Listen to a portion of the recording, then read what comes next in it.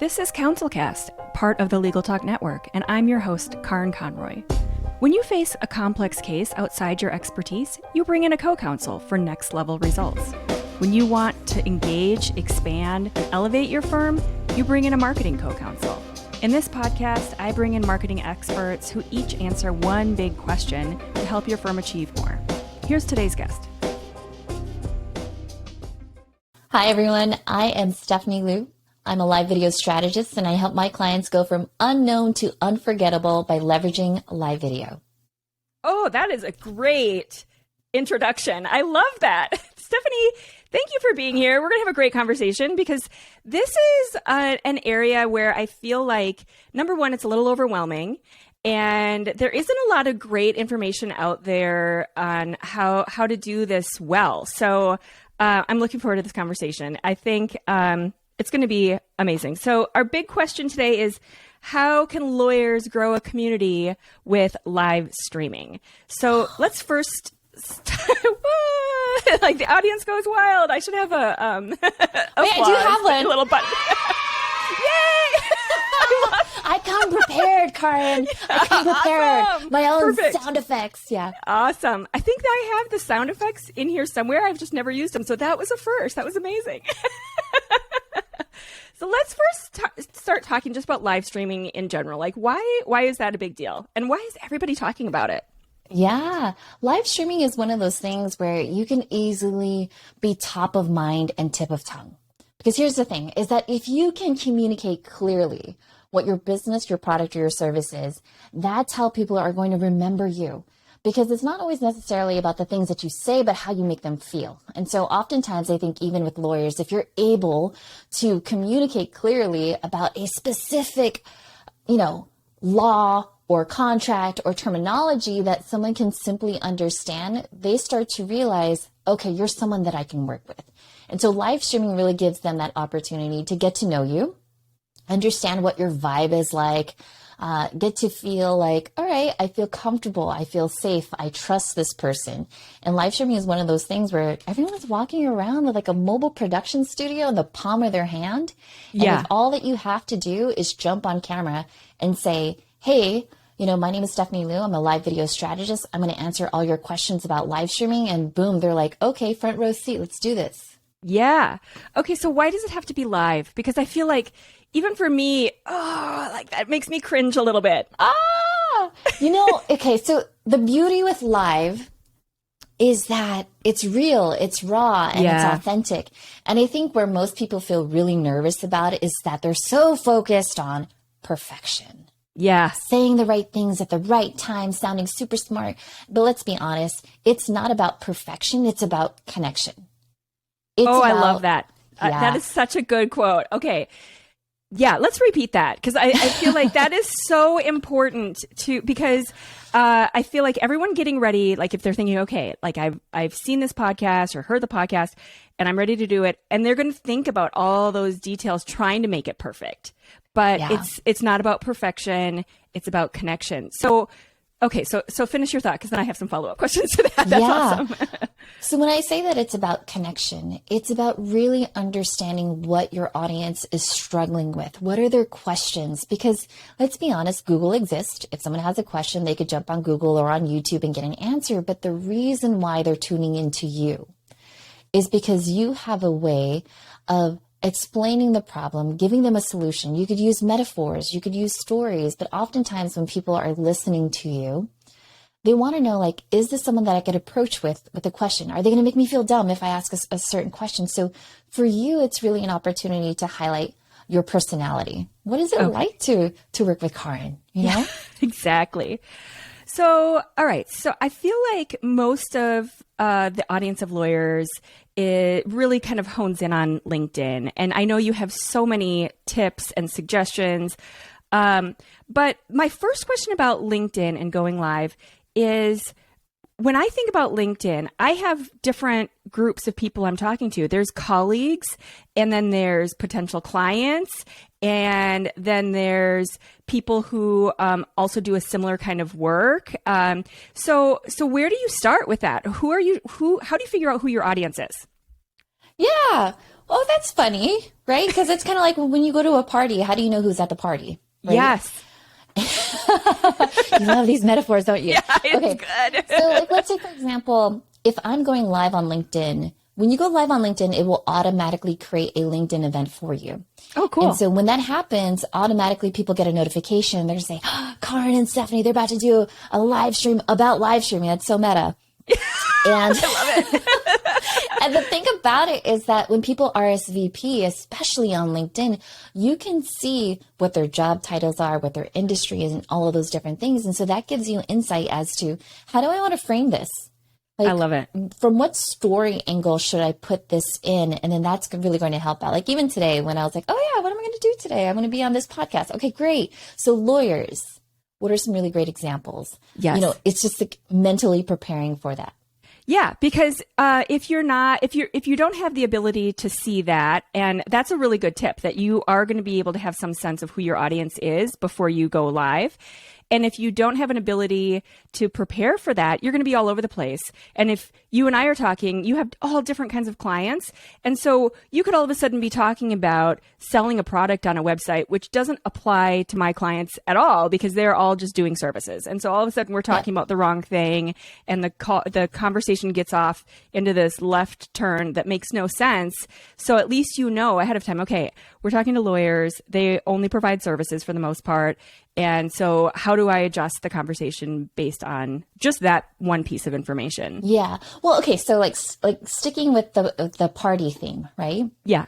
If I were to invite you to a party, yeah, you'd be like, okay, Stephanie, is this like a backyard barbecue? Is this like a sundress and a sun hat? Or is this like a, black dress, cocktail, like that type of thing? And so I think even when you're live streaming on LinkedIn, whatever your title is for your live stream, your description about what your show is about, why is it important? How is this going to impact my life? And if you want to learn more, that should be in your description, and people will automatically self-select whether or not that's for them. Yes. Right? So if you're like, Stephanie, we are going to the Meta Ball, and like you need to have like this awesome, fantastic designer dress, I'd be like, Karin, I do not have the time. Love you. I'll talk to you later. Like not for me. Yes. Yeah. You're like, talk to me when it's like summer and sangrias, and then we'll hang out. There we go. It's really for you to set the stage and let your audience know what your show is about, what they can learn from it, and they'll self-select. Don't feel like in the middle of a live stream you have to hop around and cater to everyone, right? This isn't hors d'oeuvres. You're like, do you want this hors d'oeuvre or this hors d'oeuvre? Yes. You're already setting the stage for the attire, what the topic is going to be. Yeah. Okay. So I'm stuck a little bit on the summer and sangria idea. Like my brain is over there. As soon as you said that, I was like, let's do that. I'm ready for that right now. That sounds like a great way to spend the afternoon. But anyway, moving on, moving away from that. So first of all, I feel like I jumped into the LinkedIn idea maybe a little bit too quickly. Why should people, I wanted to ask more about like which platforms are best, and is LinkedIn, is that great? And what does it offer benefit wise over some of the other platforms? Because it seems like every platform has some version of live streaming, right? Exactly. So kind of think of it as every social media platform is its own country, and every single country has its own etiquette, right? And it draws certain people to it. There's a different, the way that you dress for it, the way that you act on it. One of the benefits about LinkedIn is that you know that it's a B2B community. Yeah. You know that there are people that are professionals, they want to learn, they're all about networking, and they're about connecting. And oftentimes I find that when I'm hanging out on LinkedIn, it really is about those connections, like, oh, you know Winnie's son, oh, you know this person, you know that person. Yeah. And then it's easier for you to build rapport. Yeah. If you were to go live on YouTube, that's great too, but it's more for discovery. It's more for someone searching for something. It's like, what's the difference between joint custody versus physical custody? Yes. Right? That's what they're looking for. They're just looking for information. Whereas LinkedIn is more, I want to know who you're connected to. I want to know how you can help me. YouTube is like, it's a one-off thing. I'm going to ask a question. I'm going to get my answer, and then bye-bye, I'm gone. Right. But LinkedIn, because you can see who tuned into your show, you can see who commented, it's easy for you and I to reach out and be like, hey, Thank you so much for like hanging out on the show. I hope you got a ton of value. If you have any other questions, go ahead and feel free to reach out. Yes. If I were to do that on YouTube, it's really like, hello, 45321 underscore, you know, it's like, I love it. You know, I don't know who you are, but you know, I think it's a lot easier for you to build your brand and your bottom line on LinkedIn, to be very honest. Yeah, absolutely. So you had a great example there. Like, okay, you had that live streaming, and then afterwards you followed up with, you know, hey, hello, thanks for showing up. But how else could you use that live streaming to do what you're describing, to kind of make those connections? And should that be part of the live stream, sort of your agenda as well? And how would you do that? I love all these questions. You're like, okay, Stephanie, I've got all these questions for you. I'm going to throw it at you. Popping in my head. Yeah, I know. I love it though. This is like, you know, I get excited about this. Good. Okay. So when we talk about live streaming, if you're concerned about structure, how should I structure this? The first thing that I usually tell people to do is what's called the format formula, which is tell me the why, the what, the how, and what if. That could be like your 30-second intro. And it's like, hey, everyone, it's Stephanie Liu and it's Karin. And today we're going to talk about what? Live streaming on LinkedIn. And the reason why you want to tune in is because it's going to help you build your brand and your bottom line. And so I'm going to show you how to structure your show so that way you could captivate any audience. And P.S., by the way, if you really, really love this, then subscribe to the podcast. Oh my gosh. That right there. That was amazing. That was so fast. So the why, the what, the how, and the what if. Yes. Oh my gosh. Okay. So what was the what if? So that's your intro. So the what if is if I want to learn more. Okay. Right. So if that's I sort want of the to learn call to more. action. So that's kind of like your CTA. Okay. All right. And so once you do that, you've already hooked the people in because people learn by asking different questions. Some people want to know like, okay, so what are you talking about? Okay, I don't care about that. Or I do care about that. So they'll self-select. Sure. And then there's those people that ask why. Why is this important? And if you do hit on the why, then they're going to stick around. Then there's the how people, right? You know, like the hands-on exercises. They like to do the dioramas. They're like, how? How do I get started on LinkedIn? If you hit on that point, then they're going to stick around too. And then there's the if people. We're like, oh, I'm really interested, but if I can't hang out, then what else can I do? You could always let them know that there's the replay, there's the podcast, you have show notes and stuff. So that's like the opening. Then from there, it's really, now you want to expand into the why, the what, the how, and the what if. If you gave 3 minutes of just, let me tell you what LinkedIn live streaming is. And you're going to tell them key stats, key facts, what's going on, what gear you need, and all that other stuff. And then you're going to tell them why it's important. You could spend 3 minutes on that too. Like, well, let me tell you why, because it's easy for you to connect with people. It's about connection, not perfection. And then you could go into, so let me tell you how you can get started. You could get started with your phone and you could spend 3 minutes on that. And then you're like, and P.S., by the way, if you want to learn more, then here's a cheat sheet. Nice. That in and of itself. So I already gave you the intro, which was like, 30 seconds? Yeah. And then why, what, how, and what if. That's 4 times 3. That's already a 12-minute show. Right. And then to your point of like, when do I engage with people? Then you're like, all right, cool. So what questions do you have? What did you learn? What do I need to know? Nice. And then that could be 5 minutes. And now you've had like at least a 20-minute segment covering all areas. Okay. So then as soon as you said the asking questions thing, my brain went to the biggest fear, and I know you probably have an idea of where I'm going with this. What do you do if it's crickets? That's fine. Because some people, if it's the first time meeting you, right? Yeah. They might be shy, or they might be those ones that are just inactive and they're very passive. And that's okay. Because you're the expert in your industry, you can always start off by saying, so you might be wondering, and it's a good thing to wonder. You might be wondering X, Y, Z, and now you're just answering your top 10 frequently asked questions about your business, your product, or your service. Yeah. And then you could even follow it up with like, so most people usually ask me this question when it comes to live streaming, when in reality, they should be asking this. Oh, I love that. Yeah. Because then you're like guiding the conversation. Oh, yes. I love that. Oh, that's so good. Most people ask these kinds of questions, but when in reality, they should be asking XYZ. Should be. Oh my gosh, that is so good, because then all of a sudden you are positioning yourself as, I know more than you even know yourself. So it's kind of like that Apple approach where we know we're not going to have our users tell us what they want. We're going to tell our users what they want. And then you just get these people who believe in you more than they even understand their own wants or whatever. That's amazing. I mean, honestly, most clients, they don't know what it is that they don't know. Yes. And sometimes even when they're Googling online or searching for things online, they don't know the right terminology. Yeah. They don't know that even certain laws or things differ from state to state. Right. Right. Yeah. And so, yeah, that's your opportunity to highlight your expertise, because that's why they're there. Exactly. If you're just regurgitating what's on the internet, I mean, what's the purpose then, right? There's a certain way that you're going to deliver your answers. So again, whether it's a metaphor or a story, that's really going to resonate with them and be like, okay, I feel comfortable in asking her questions. Yeah. But also, I thought I could maybe do this myself, and I definitely can't. I definitely need her help, because I'm in over my head. There's things I didn't even think about that she's already got the answers for.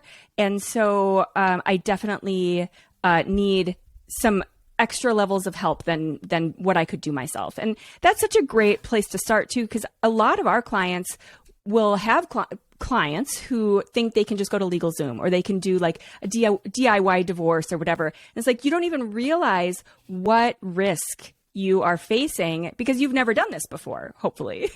And sometimes you might not even be asking the right questions because you're not thinking of how it may impact things right now, or even like what might change in the next 3 or 5 or 10 years, because at the moment it wasn't a big deal. But to have someone that could just kind of like zoom out and be like, have you also considered this? Yes. Have you thought about this? Because oftentimes I find that when clients are in a problem, they're like stuck in that problem and they don't think of the resources that are outside of it. Exactly. And so oftentimes I like to tell people there are resources and relationships, and you have to start building them now. The reason why people should and would want to work with you is that you give, it's like going to Disneyland. You want the fast pass, right? Exactly.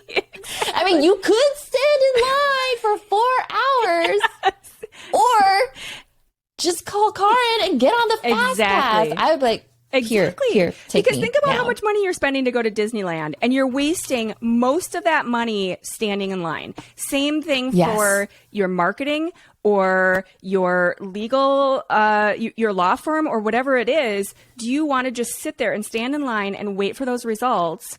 Or do you want that fast pass? I love that. That's a great metaphor too. Yeah. You're just full of the metaphors today. Yeah. I love it. Hey, it's one of those things. I think you really have to prepare for it, right? Yes.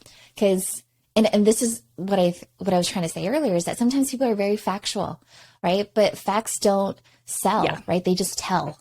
And so if you were to tell a story, if you were to give a metaphor, like literally for those of you that are listening, when you walk away, what's that one thing that you're going to remember?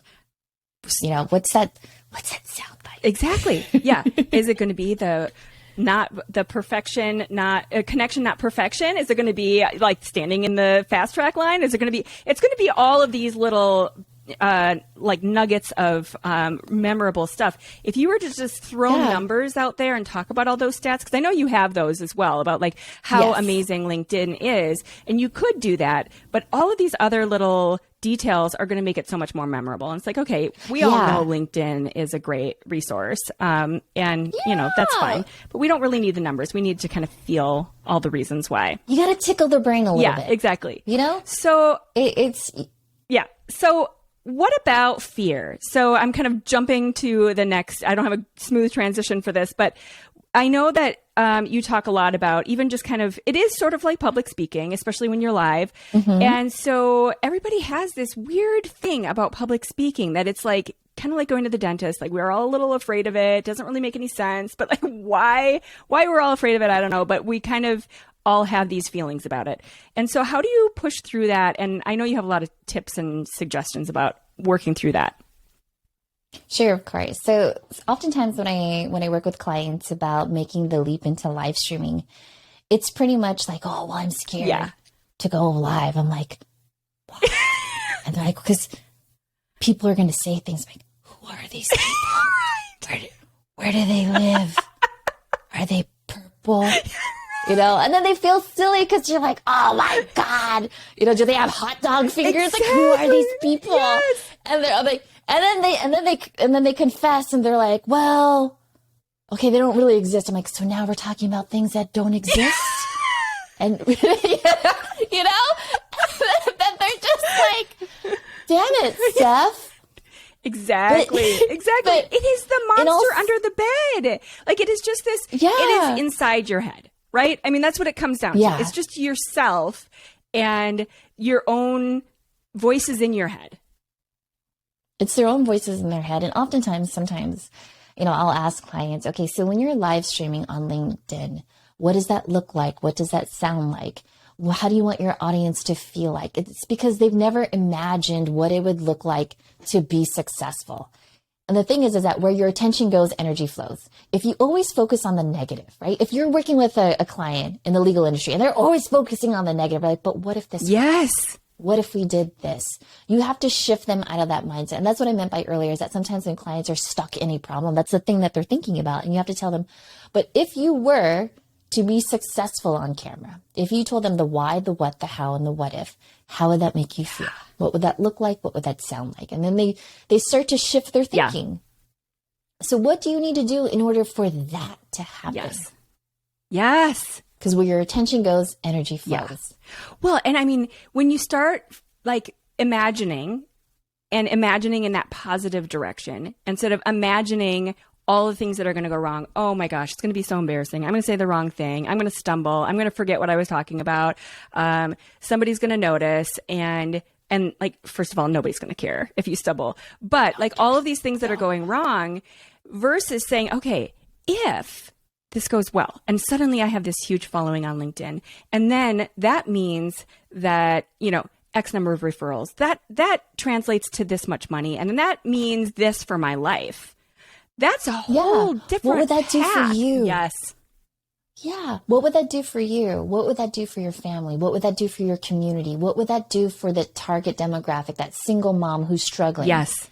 What would that do for her? Because oftentimes I tell clients, it's so selfish for you to sit there and not tell anyone all this amazing, wonderful knowledge that you have to really, really help someone that is just grinding and stuck in a problem. Yes, especially lawyers who went and spent so much money and so much time figuring out how to solve these problems, and then to just sit in a dark little office somewhere, holed up, like holding on to your answers. Stop being Gollum. Wait, okay, I'm a nerd. This is not Lord of the Rings. You're not Gollum with your precious degree. Oh, my precious diploma. Oh my God, get out there. Do something with it. Yeah. And like you said, it is, to the point where it's selfish because there's these people that really need you. And you're just sitting there in fear instead of going out and helping them out. I love that. Yeah. Okay, so Stephanie, what book do you have to recommend? I know you have some like really cool ones, and we didn't even get into like you talk a lot about like the neuro linguistic programming and all of that stuff. So I kind of am, kind of spoiler alert, your book has something to do with that. Absolutely. Yeah. So one of my favorite books is called Presenting Magically, and it's written by Dr. Tad James. And he really talks about what I just told you as far as how do you create a spell-binding show? How do you captivate an audience from beginning, middle, and end? Because the way that people learn is by asking certain questions. And not only that, though, but if you're able to communicate clearly and concisely and it's structured, right, with purpose, and you're using nonverbal communication, then that makes you such a stronger presenter. It makes you top of mind and tip of tongue. And that book really talks about how you could show up on podcasts just like this and really own the stage. Or if you're in person and you're doing a workshop, it's like, I want to snap my fingers. So it's like, you work the room, you own it. Like, all eyes are on you because really you're there to share a solution, to share a story. And that book really walks you through how do you get that confidence? Yeah. How do you tell a story that draws people in? Yeah. And I'm picturing while you were describing that, I'm picturing a person who is really great to watch, someone like Brene Brown. And she really has these like amazing waves of speaking where she pauses and, it kind of like pulls you in versus someone who is kind of in that, sitting in that fear, feeling really self-conscious and kind of, sort of almost kind of huddled up over themselves, feeling so worried about their presentation that it's almost hard to hear what they have to say because all of that stuff is getting in the way all of that nonverbal, Yes. all like the twitching, the I don't know what to do with my hands stuff. And the thing is that book, it talks a lot about different communication styles. So I, for example, I'm a visual communicator, which means I talk really fast. I jump from one idea to the other. I am moving my hands. Sometimes I don't even finish a sentence. Sometimes I will just I'm like, ah! I make a noise because I don't have the words for it, right? But someone like Brene Brown is probably auditory. She thinks very precisely about what words she's going to use and what impact it's going to have on and how they people. sound. Then there are Then there are kinesthetic people where sometimes they're really thoughtful and just trying to find the right word takes them a little longer. You know, they have to warm up to you, that type of stuff. And then you have AD people or auditory digital, which is, I tend to find mostly like lawyers, and it's, what's the structure? What's the process? You do this, this, this, and this, and this. There's a system. There's a framework. Very analytical. Very analytical and logical, which by all means, every communication style is important. And what that book really shows you is how can you work the room and really understand how do you connect with every single one of those communicators. Oh, how cool. Okay, so it's Presenting Magically. That's the name of the book? Okay. Presenting Magically by Dr. Tad James. All right. We will link to that on the show page, and obviously we put some social graphics out and promote that as well. So, Stephanie, what's one big takeaway that you would want our listeners to get from this episode? I would say the one big thing to take away from this episode is that we said it before, it's not about perfection, it's about connection. If anything, you know, the meaning of communication is the response that you get. And so if anyone ever tells you like, no, this is how you should structure it and blah, blah, blah, the meaning of communication is the response that you get. It's your job to learn how to have that flexibility to communicate with people and help them understand. Oh, that's so good that it's about the response. It's not necessarily about all the things that you have to say. It's about how they're responding to what you're saying. How they're responding. So do you need a metaphor? Do you need a key stat? Do you need a handout or whatever it is? But the meaning of communication is the response that you get. And if you're not getting the response that you want, then shift your communication style. That's really what it is. That is so good. I can't wait to look at that book and look into all of these amazing stats that you've sent over.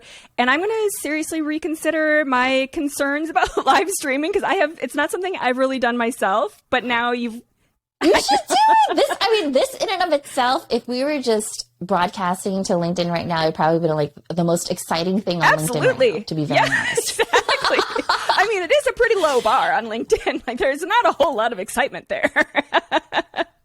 Yeah, and you bring the excitement. You know, energy is contagious. Yeah, absolutely. Energy is contagious. And I think even like in the legal field, people are just so concerned and scared. And if you bring this lightness to a topic of like, hey, you know, I'll show you the way, then it makes it a lot easier for them to like build rapport. Yeah, especially this live streaming, because I do think there's so much fear. It is somewhat new, and it does feel, I think, to a lot of people like, oh, that's what everybody else is doing. That's not for me. And so this kind of exactly. Oh, but you know what you say? You say, well, when did you decide that? I love it. You just woke up and said, today I decided that I will not do LinkedIn. Like, what was that day? What did you have for breakfast? Like, when did you actually decide that? And like, let's say they did give you a date. And you're like, okay, well, can you go to the day before that date and did not decide? Let's just rewind a little bit. Let's go back. Let's just rewind. And they're like, wait a second. I love that. I think that's so good. Just to kind of face it and look at those fears as they're all inside your head. They're, for the most part, not realistic. And just kind of set them to the side. It's like everything else. If it's good, if it's really worthwhile, it's going to feel a little strange and maybe a little bit fearful at the beginning, but that probably means it's worthwhile. Oh, yeah. I mean, okay, here's another metaphor for you. Remember when you first learned to drive a car? You're like, oh my God. Merging on the freeway. How are these people trusting me to be? I'm on the freeway, you know? Like, I'm thinking like of like Clueless. Do you remember when Cher, like, it's like, oh my God, let's go. Yes. Whatever. Just get on the freeway. Just do Yes. it? And then now we're going to Disneyland. Now we have a fast pass and That's everything. It. The whole get out world is just waiting for you. Get on the freeway, get the fast pass, do all of it. There you Awesome. go. There you Stephanie Liu, thank you so much for being here today. We will link to your company and all of your social media links and everything so people can follow you and watch your live streams, and as well as the book. But thanks again. It was such a great conversation. So much fun. Thank you for listening to this episode of the CounselCast podcast. Be sure to visit our website at counsel-cast.com for the resources mentioned on the episode and to give us your feedback. If you enjoyed this episode, I would appreciate if you could rate and review the podcast on Apple and subscribe to your favorite podcast platform. See you on the next one.